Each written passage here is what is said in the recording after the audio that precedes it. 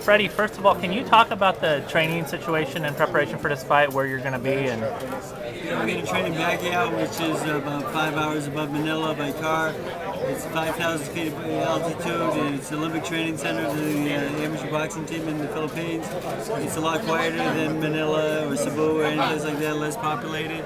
And so we have a training camp built up there, and that's where we're going to spend the first 4 or 5 weeks in the Philippines. Is that okay with you? Is that preferable to Hollywood, like you usually do it? Well, the normal is my gym, and that's, if we could, we would do that, but to a tax issue, a foreigner can't be in the country for so many days, so we have to train outside the country for the first 4 to 5 weeks. So it's something we'll deal with. The biggest problem I had, the only objection I had really was because of the distance, so I want to make sure we get back in enough time to acclimate and not have any jet lag or anything like that. So, if we do 4 or 5 weeks in Manila, and then the last 3 weeks or 4 weeks in the wild card, we'll be fine. And Manny, how are you going to control the crowd? Remember last time we went to the Philippines? It's crazy. I talked to Manny and my plans, and he assured me that everything will be taken care of. We're going to shut down the camp immediately from day one. There will not be a problem. If I have to be the bad guy, I can be a real good bad guy. Manny, do you find there's more distractions when you're back in the Philippines training? Do you find there's more distractions in the Philippines, or how are you going to cut that out? It's in Baguio is different. It's a quiet place, and it's not crowded place. Especially the weather is like in LA, it's colder. Manny, what about it seems to me like Miguel Cotto's best chance to win is if he can get to your body, because he does have a great left hook to the body. Maybe not as good as Julio Cesar Chavez's was in his day, but very good. Do you see that as maybe the biggest thing that you have to be concerned about with Miguel Cotto? For this training camp, we're going to study. First, we focus the advantage of my opponent. Like, of course, we know that he's good in body punch and he's strong. So we have to study that, how to counter it, and how to fight that in the ring. And we also study about how to use our advantage to Cotto in windows. We know, everybody knows that I'm faster than him, so how can I use that speed and in the fight?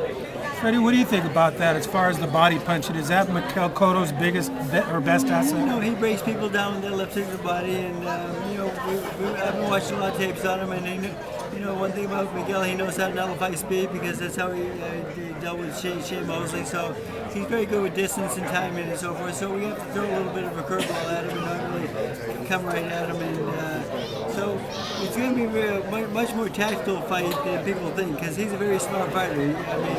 He looks like he's just a very strong working guy, but he sets things up, and he's very intelligent, and he knows distance very well. So the thing is, we do also. So the thing is, it's who can implement the game plan and use it to the fullest advantage. So we have a speed advantage, yes, but we have to use it in the right way.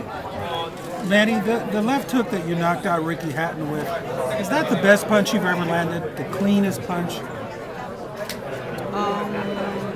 One of the best punches. One of the best. How did it feel? Did you feel it all the way up to your shoulder? Yeah, I felt the shoulder and my knuckle. Manny, how big of a challenge is this compared to some of your other recent opponents? Is this the biggest challenge in a while? For me, yeah. One of the biggest challenges for me, because I have to focus and to win this fight for the How is he different from other recent opponents? Being opponent is, Cotto is not like Hatton, not like Oscar. Cotto is different. He's kind of fighter that he can, punch and strong. Yeah. Freddie, you've said the same thing, that he's maybe the toughest guy that he's faced in a while. Why do you think that's the case? Well, he's in his prime. I think, Cotto, he's young, he's strong, and things. But that's something we're used to. We fought Morales and all great fighter we're going against. You know, the thing is, where Manny is right now, there's no such thing as an easy fight. And that, you know, we challenge the best out there, and this is what is going to keep boxing alive. Are either of you guys concerned with things are going so well for you? You're the top fighter in the world. You coming off of a great performance against Hatton. Is overconfidence a concern at all? That Definitely not. We don't underestimate anybody. That's why I said we're going to get ready for a 12-round fight.